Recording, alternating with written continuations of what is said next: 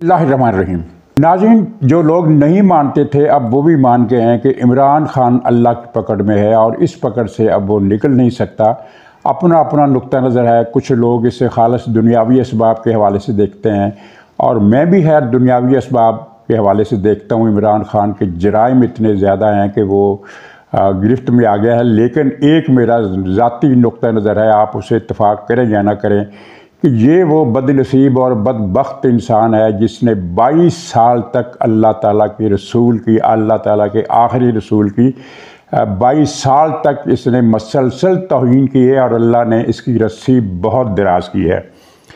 तो ये मुलाजिम लतीफ़ का बयान और उस पर PTI का जो सोशल मीडिया है, जिसको मैंने स्यापा मंडी का नाम दे रखा है, उसका शोर होगा क्या बतलाता है और इस मुलाजिम के बयान से जो सूरत हाल पैदा हुई है उसका ज़िक्र करना है। और उसके साथ ही एक अहम मौजू है कि जनरल आसिम मुनीर और नदीम अंजम पर भी 40 दिन तक ये बुशरा जादूगरनी जादू करती रही, लेकिन उस जादू का असर नहीं हुआ। अगर हुआ तो वो इतना मामूली था कि उसका ज़िक्र कहीं से रिस्क कर छन कर नहीं आ सका।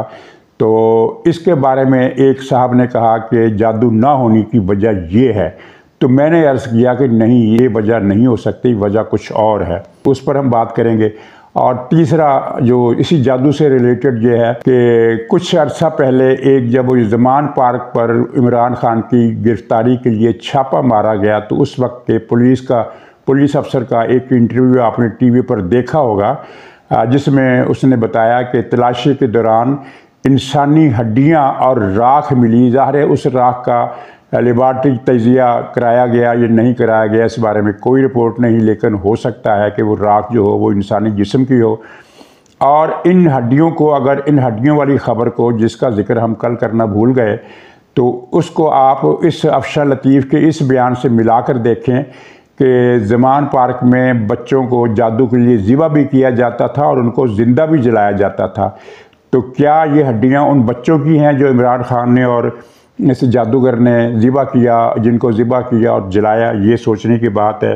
लेकिन सर फहरिस्त नाजरीन एक सर्वे है, एक इलेक्शन है दुनिया के गलीज़ तरीन जिनसी दरिंदे का, और जिसमें 3 उम्मीदवार थे, लेकिन एक उम्मीदवार ने 97% वोट लेकर ये इलेक्शन फ़कीदुल मिसाल कामयाबी से जीत लिया। बाकी 2 हज़रात को कुल मिलाकर 3% वोट मिले। और ये क्या सर्वे है? ये सर्वे ट्विटर पर कराया है फरहान विर्क साहब ने। और जब मैंने ये सर्वे देखा तो उस वक्त तक 22,000 वोट पोल हो चुके थे। बाद में कितने वोट और डाले गए ये मैं नहीं देख सका। तो उस 22,000 में से 97% ने इमरान खान के हक़ में वोट दिया कि ये है दुनिया का गलीज़ तरीन बदतरीन जिनसी दरिंदा। बाकी 3% ने मोदी और ट्रंप को वोट दिए। और ज़ाहिर है ये मैटर नहीं करते कि दोनों लोग 3% वोट की औकात क्या है। असल तो 97% वोट इमरान खान को मिले। ये तो 2/3 भी नहीं है, ये तो 3/4 से भी ज़्यादा है। ये तो तकरीबन 4/4 के करीब पहुंच जाते हैं। इतनी फ़कीदुल मिसाल कामयाबी इमरान खान को मिली है और ये बहुत तारीख़ी वाक़या है। मेरा ख़्याल है PTI के सोशल मीडिया यानी उसकी स्यापा मंडी को इस पर कुछ ना कुछ खुशी की धुन बजानी चाहिए, खुशी के नगमे गाने चाहिए और कुछ ढोल ढमक्का 4-5 दिन तक इस बात पर होना चाहिए कि बदकिरदार और गलीज़ तरीन जिनसी दरिंदे का टाइटल जो है वो उनके कायदे मोहतरम ने जीत लिया है। नाज़रीन, इस पर तबसरा बहुत ज़रूरी है कि अदालत के अंदर मुलाजिम लतीफ़ ने, खावर मानिका लतीफ़ ने जो बयान दिया है और उस पर जो एतराज़ात किए जा रहे हैं उस पर भी एक ज़बरदस्त जवाब मेरे पास मौजूद है। एतराज़ात ये किए जा रहे हैं कि जब लतीफ़ जो था छापे मारता था तो क्या इमरान खान और बुशरा बीबी अंदर से कुंडी नहीं लगाते थे? और दूसरा एतराज़ ये किया जाता है कि खावर मानिका ये सब कुछ देखता रहा, उसने कुछ क्यों नहीं किया? तो जनाब दोनों का जवाब हाज़िर है और वो जवाब ये है कि इमरान खान के कल्चर में कुंडी लगाने का कोई तस्वुर ही नहीं है। उसके आइन में कोई ऐसी शिक नहीं है जिसके तहत कुंडी लगाई जाए। वो जो करता था सबके सामने करता था। और मैंने बारहा बताया ज़मान पार्क के मुखबरियों के हवाले से कि वहाँ रात को जो धंधा होता है वो उसमें एक आदमी नहीं होता, दो नहीं होता, दसियों लोग शरीक होते हैं यार, जो इसके इमरान खान के करीबी कल्ट के लोग हैं। तो कुंडी लगाने का सवाल ही क्या। और फिर यही कुछ वज़ीर आज़म हाउस में भी होता रहा। जब ये इमरान खान वज़ीर आज़म था, चौथा फ्लोर इसके लिए बहुत बदनाम था, खुल्लम खुल्ला लोग आते थे, लोगनी आती थी जाती थी, कुछ कोई देखने वाला कोई पूछने वाला नहीं था। तो ये जनाब इमरान खान का कल्चर है, इसमें कुंडी का तस्वर नहीं है, ये गलत फहमी दिल से निकाल दें। और दूसरा जवाब के खावर मनिका के ये सब कुछ इल्म में था तो उसने उस वक्त तलाक क्यों नहीं दी, बाद में तलाक क्यों दी, या जो भी ये कहानी तरतीब वाक़यात की तरतीब को उलट पुलट करते हैं।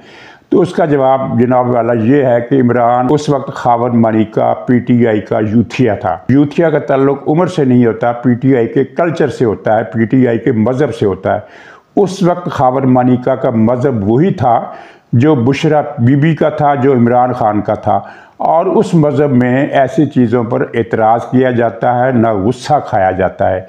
ये तो जब उसने मज़हब बदला, यानी इमरान खान के हिसाब से खावर मनिका मुर्तद हो गया, तो फिर ये चीज़ें सामने आईं।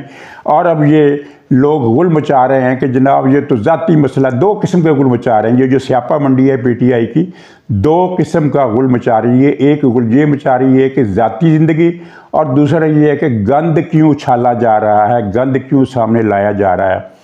तो गंद का जवाब तो मुख्तसर है कि आपका कल्चर है कि गंद करना ठीक है, गंद की तरफ इशारा करना गलत है। और दूसरी बात जो है कि ये ज़ाती मसला है, तो जनाब ये ज़ाती मसला जब 4 गवाह पूरे हो जाएं तो फिर ये ज़ाती मसला नहीं रहता, फिर ये 100 कोड़ों का मसला हो जाता है। 100 कोड़े, वो भी सरेआम। अब मुझे इस पर मैं तबसरा नहीं करता कि पाकिस्तानी अदालत इसको हदूद ऑर्डिनेंस के तहत सज़ा देगी इस जोड़े को, या रवायती कानून के तहत, लेकिन शरई एतबार से, क्योंकि ये रियासत मदीना का नाम लेना इनको बड़ा पसंद है। अगरचे मैं कहता हूँ कि ये रियासत मदीना का नाम लेकर मदीना की तौहीन करते हैं। ये शैतान सिफत बंदे जिनके खून में खबासत और इबलीसियत भरी हुई है, रियासत मदीना का नाम लेते हैं तो ये गुस्ताखी है। लेकिन अगर ये लेते हैं तो फिर ये ज़ाती मसला नहीं है, ये 100 कोड़ों का मसला हो जाता है जब 4 गवाह पूरे हो जाएं। और लतीफ़ चौथा गवाह है और उसने गवाही दी है, और उसने जो गवाही दी है वो अदालत के रिकॉर्ड में दर्ज हो गई है। ज़ाहिर है चैनल पर प्रोग्राम में सरेआम किसी के सामने उस गवाही का मतन पढ़ा भी नहीं जा सकता, तो ये सूरत हाल है। लेकिन इसमें फिर वही बात मैं करूँगा कि अल्लाह की पकड़ है कि अल्लाह ताला इमरान खान को कहाँ कहाँ से नंगा करवा रहा है, कहाँ कहाँ से ज़लील करवा रहा है। और ये लतीफ़ मुलाज़म वही है जिसने इमरान खान को ठुड्डे और घोंसे और लाते मारकर खावर मनिका के घर से एक मरतबा निकाला था, बाकायदा मारा था। इसने हल्फिया बयान में कहा है कि मैंने उसको मारा था, ठुड्डे भी मारे थे, थप्पड़ भी मारे थे, और मारने से पहले, उठाने से पहले इन दोनों पर मैंने चादर डाली थी। चादर डालने के बाद फिर मैंने ऐसे कहा कि निकलो यहाँ से, दफ़ा हो जाओ। और फिर इसको इमरान को, वो दफ़ा नहीं हो रहा था, इसको फिर मैंने घूसे ठुड्डे मार कर उसको घर से निकाला। ये उस लतीफ़ का बयान है। तो यहाँ तो ये ज़ाती मसला करार दे रहे हैं ना। दुनिया में और इस्लाम में किसी भी मज़हब में ये ज़ाती मसला इस तरह रहता नहीं है। मैं आपको एक मिसाल खिलाफत राशिदा के हवाले से देता हूँ और एक मिसाल आपको यूरोप और अमेरिका के हवाले से देता हूँ। खिलाफत राशिदा में ये हुआ था कि हज़रत उस्मान के दौर में एक गवर्नर के बारे में ये शिकायत आई कि उसने शराब पी ली है, तो उसको ज़ाती मसला नहीं करार दिया गया था। उस गवर्नर को कोड़े मारे गए थे और उसको माजूल किया गया था। यानी सिर्फ कोड़े मारना अगर होता ना तो फिर भी एक बात थी, उसको गवर्नरी से माजूल कर दिया गया। इसका मतलब है कि शराब पीना किसी हुक्मरान का ज़ाती मसला बिल्कुल नहीं है। अगर ज़ाती मसला होता तो बात सिर्फ कोड़ों तक रहती, गवर्नरी से माजूल ना किया जाता, उसे गवर्नरी से हटाया गया इसी वजह से कि ये ज़ाती मसला नहीं था। ऐसा आदमी जो शराब पिए, एक तो शराब वैसे ही हराम है और ड्यूटी के टाइम में शराब पिए, वो ज़ाती मसला नहीं रहता, वो रियासत का मसला हो जाता है और रियासत के किसी मनसब पर ऐसा आदमी फायज नहीं रह सकता। ये हज़रत उस्मान के दौर का वाक़या आप किसी आलमी दीन से जाकर पूछ सकते हैं। और यूरोप और अमेरिका में किसी सियासतदान, किसी हुक्मरान, किसी भी दर्जे के, सदर हो, वज़ीर आज़म हो, किसी सूबे का गवर्नर हो, वज़ीर दाखिला हो, कोई भी हुक्मरान हो, किसी भी दर्जे का हुक्मरान हो, उसका कोई जिनसी स्कैंडल आ जाए तो ना सिर्फ ये है कि वो उसे अपने ओहदे से इस्तीफ़ा देना पड़ता है, बल्कि सियासत से भी आउट होना पड़ता है। और यही सिर्फ यही नहीं, उससे शहर से भी आउट होना पड़ता है, क्योंकि फिर वो शहर वालों का सामना नहीं कर सकता, मीडिया वालों का सामना नहीं कर सकता, सियासी कारकुनों का सामना नहीं कर सकता। उससे शहर छोड़कर मुज़ाफ़ात में, रूरल एरिया में, किसी जगह खाली जगह या निस्बतन कम आबाद गांव कस्बे में अपना मकान बनाना पड़ता है, उसे वहां रिहाइश रखनी पड़ती है। क्योंकि जब शहर में रहेगा तो लोग मिलने आएंगे, लोग देखने आएंगे, लोग पूछने आएंगे, किसी फंक्शन में जाना पड़ जाएगा, वहाँ लोगों को वो फेस नहीं कर सकता।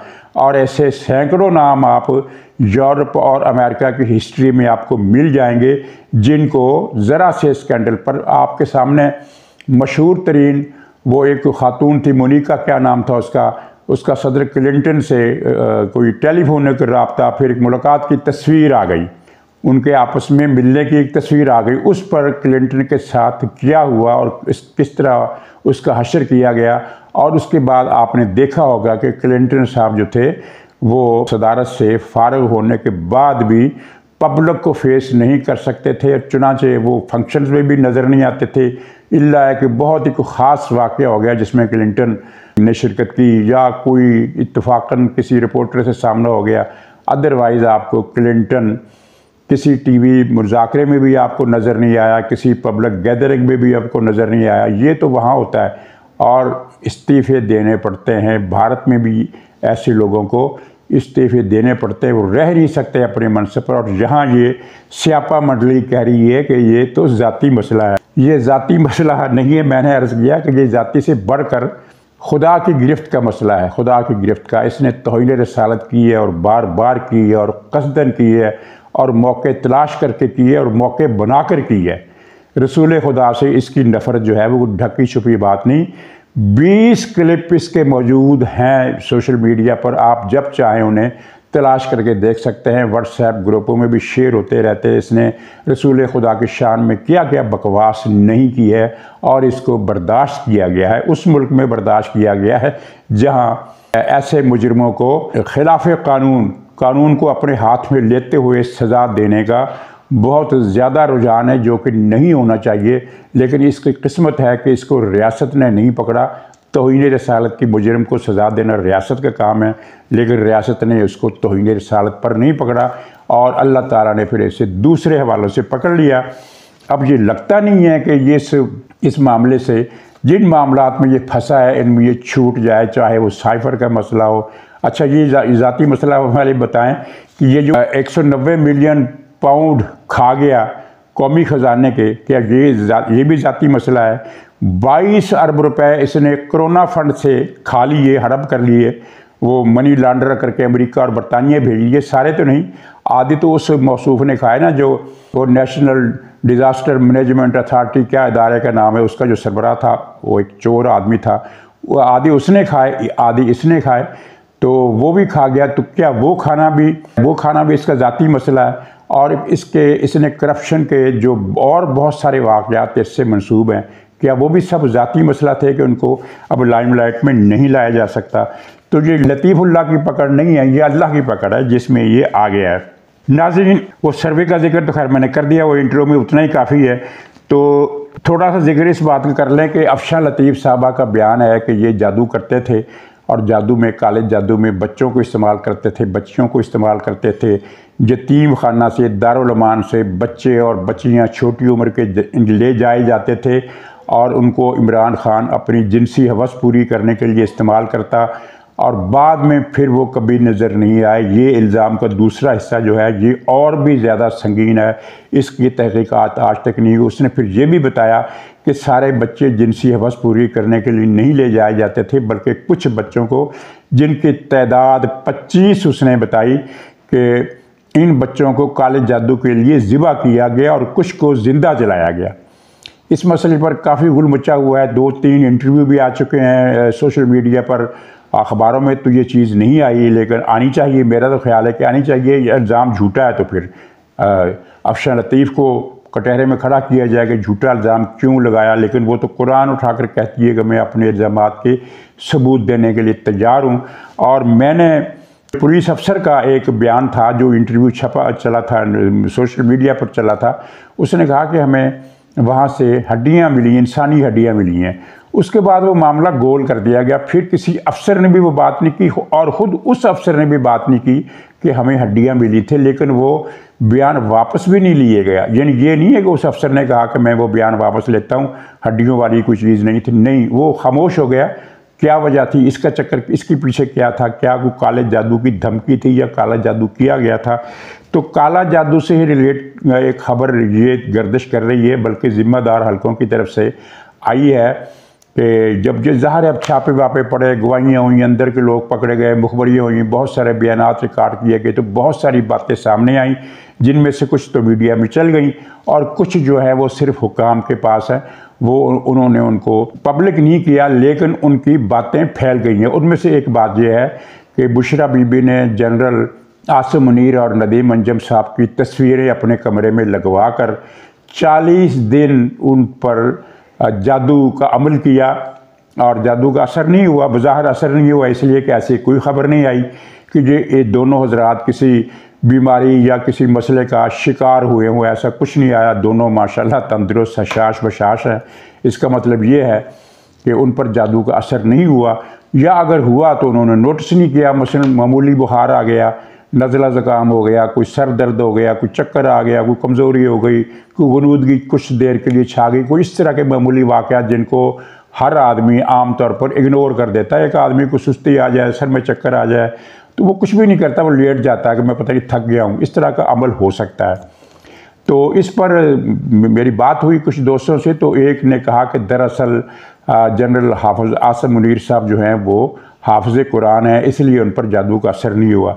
तो मैंने कहा नहीं, ये नहीं हो सकता। हाफिज़ कुरान होना जादू का तोड़ नहीं है। हाफिज़ कुरान होना बड़ी नेकी और फजीलत की बात है, लेकिन ये जादू का तोड़ होना नहीं है। जादू बहुत बड़े बड़े नेक लोगों पर भी जादू हो जाता, बल्कि एक रिवायत है जो मुतनाज़ है। कुछ लोग उसको सही मानते हैं, कुछ लोग उसको सही नहीं मानते कि ख़ुद रसूल अकरम पर भी जादू किया गया था। तो खैर उनकी ज़ात को तो हम बीच में लाते नहीं हैं, वो तो ये ज़ाहिर है इंसानी हवालों से वो इसमें हम उनका जिक्र कर ही नहीं सकते। वो तो बहुत ऊंचे मकाम की हस्ती है। कोई इंसान कितना भी नेक हो, कितना भी वलीउल्लाह हो, वो उस सफ़ में नहीं आता जिस सफ़ में अकेले आप खड़े हैं। तो लेकिन जादू बड़े बड़े नेक लोगों पर हो जाता है। दूसरी बात यह है कि नदीम अंजम साहब तो हाफिज़ कुरान भी नहीं है और जादू का असर उन पर भी नहीं हुआ। तो उसकी जो वजह है ना, मोटी वजह, तो वो मैं आपको बता देता हूँ। जादू के लिए जो चीज़ें लाजमी होती हैं वो है कि जिस्म से मस की हुई कोई भी चीज़ या जिस्म से ताल्लुक़ रखने वाली कोई भी चीज़, जैसे कि बाल हैं, नाखून है और पहने हुए कपड़े हैं, इस्तेमाल की हुई कंघी है, यानी जिससे बदन का कुछ मसाज हुआ हो, उसका लमस हुआ हो, वो चीज़ ज़रूरी है। और अगर ना मिले तो जादू की एक सेकेंडरी किस्म है जिसमें टारगेट की तस्वीर पर जादू किया जाता है। ये जादू हो जाता है, लेकिन इसके चांसेस बहुत कम हैं। यानी अगर आप 4 चिल्ले काटें किसी एक आदमी के लिए, तो हो सकता है चौथे चिल्ले पर उसका असर उस पर हो जाए, क्योंकि तस्वीर जो है ये जिस्म से टच होना इसका साबित ही नहीं है। यानी तस्वीर तो कैमरे से खींचेगी, कैमरे में और जो टारगेट है उसके दरमियान एक फ़ासला है। वो जो फासला आ गया तो वो जिस्मानी रबत, जो फिज़िकल रब्ता जो है, फ़िज़िकल कंटेक्ट, वो उसमें से आउट हो जाता है। और जब फिज़िकल कंटेक्ट ना हो तो जादू कारगर नहीं होता। दूसरी एक वजह इसकी ये है कि जिस तरह एक आदमी सेहतमंद है और ताकतवर है, तो उसको अगर कोई डंडा मारे तो वो डंडा बर्दाश्त कर लेगा, उससे दर्द होगा लेकिन वो दर्द पर काबू पा लेगा। वही डंडा अगर एक कमज़ोर आदमी पर पड़े तो वो गिर जाएगा, वो उठने के काबिल नहीं रहेगा। ज़ाहिर डंडा हड्डी पसली को एक मरतबा तो हिला देता है ना। तो एक पहलवान को आप डंडा मारें तो उसका इम्पैक्ट कुछ और है, और अगर किसी कमज़ोर दुबले पतले धानपान आदमी को मारें तो उसका रिज़ल्ट कुछ और है। बल्कि धानपान आदमी का तो मेरे ख्याल में एक डंडा वैसी काम तमाम करने के लिए काफ़ी है। इसी तरह ये जादू का ताल्लुक़ एसाब से है। अगर किसी के एसाब मजबूत हैं और अक़ीदा भी मजबूत है, अक़ीदे का ताल्लुक़ भी एसाब से है। अगर अक़ीदा बहुत मजबूत है तो आप देखें हमारे गज़ा में क्या हो रहा है। वहाँ 5-5, 10-10, 11-11 लाशें एक घर से उठ रही हैं, और एक एक घराने की 60-60 लाशें उठ रही है। घराने से मुराद है कि हम गज़ा में इस तरह होता है कि वहाँ बाप मियाँ बीवी निचले फ्लोर पर रहते हैं, उनके बेटे बड़े हुए, 4 बेटे हुए मसलन या 6 बेटे हो गए, तो उन्होंने जब शादियाँ की तो किसी और जगह मकान नहीं लिया, बल्कि उसी मकान के ऊपर नई तमीरात करके वहाँ आबाद हो गए, फिर उनके बच्चे हुए।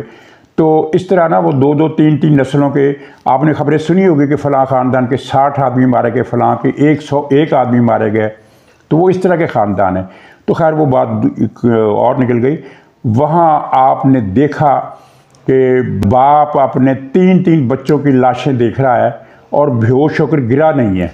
उसने अपना गिरेबान नहीं फाड़ा, अपने बाल नहीं नोचे, सदमे में है, सख्त शौक में है, इतने शौक में है कि ज़ाहिर बाप है, माँ है, बहुत सदमे में है, लेकिन वो होश में है। और अल्हम्दुलिल्लाह हस्बुनल्लाह, ये आप वीडियो देख सकते हैं, यानी मैं कोई दावा नहीं कर रहा, आप देख सकते हैं कि उनके मुंह पर अल्हम्दुलिल्लाह है, उनके मुंह में अल्लाहु अकबर है, उनके मुंह पर हस्बुनल्लाह है, इस तरह के कलमात हैं।